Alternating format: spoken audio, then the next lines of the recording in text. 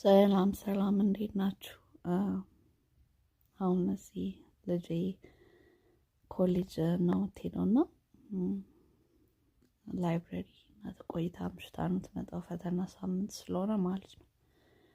በቃ እንቅልፍ እንዳይወስደኝ አስሬ ስልኬን ሳይ ካሁን ትመጣለች ብዬ ስጠብቅ በቃ የሆነ እንቅልፍ ይወስደኝና ከዛ እነሳለሁ፣ ከዛ እንቅልፍ ይወስደኝና እነሳለሁ። በቃ ሀሳቡ ማለት ነው ኢቨን አድገው እንኳን ማለት ነው። እና ምን አሰብኩኝ፣ በቃ የእግዚአብሔር ፍቅር እኮ ደግሞ ከዛ የበለጠ ነው። አስባችሁታል? እኛ ስንጨነቅ ስናዝን እግዚአብሔር እንዴት እንደሚሳሳልን ላይክ ለልጄ እኔ እንዴት ትንሽን ያህል እንደዚህ ስጨነቅ እግዚአብሔር ለእኔ ምን ያህል ነው የሚያስበው ብዬ አሰብኩኝና ሼር ላደርጋችሁ አሰብኩኝ። እግዚአብሔር ምን ያህል እንደሚወደን እናውቃለን። ማለት እኛ ብዙ ኃጢአት እየሰራን ምን እያለን ግን እንዲህ ለልጆቻችን ከምንሳሳው በላይ ነው እኮ እግዚአብሔር የሚሳሳልን።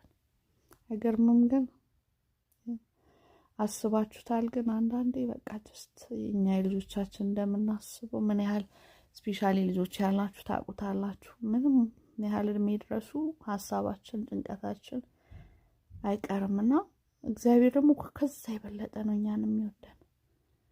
ብዙ ነገሮች በህይወታችን ውስጥ ይኖራሉ፣ ማለት የሚፈታተኑ ነገሮች፣ ያልተደሰትንባቸው ነገሮች፣ ግን እሱ ያደረገው እግዚአብሔር ለኛ ያደረገው ከሁሉ ነገር ደግሞ በጣም የበለጠ ነው። በጣም ነው የሚሳሳልን። ማይ ጉድነስ። እና በቃ እኔ እንጃ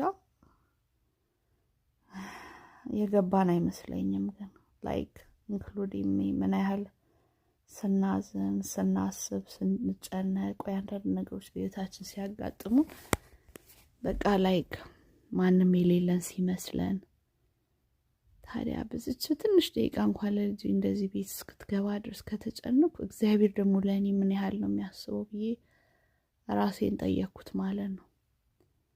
እና እስኪ ራሳችሁን ጠይቁት፣ ምን ያህል ነው እግዚአብሔር የሚወደን? እናውቀዋለን ወይ እንዴት እንደሚሳሳልን? ከነ ምናምናችን እኮ ነው እግዚአብሔር ደግሞ የሚወደን።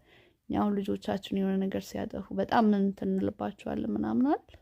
እንቀየራለን፣ ሰው አይደለን? እግዚአብሔር ግን ከነ ምናምናችን ነው የሚወደን። ከነ ሙሉ ነገራችን ይጨነቃል። እኛ ስንጨነቅ ይጨነቃል፣ እኛ ስናስብ ያስብልን፣ ከኛ የበለጠ ያስብልናል እላችሁ ፈልጌ ነው። በቃ እስቲ አስቡት እግዚአብሔር ምን ያህል ነው የሚወደን።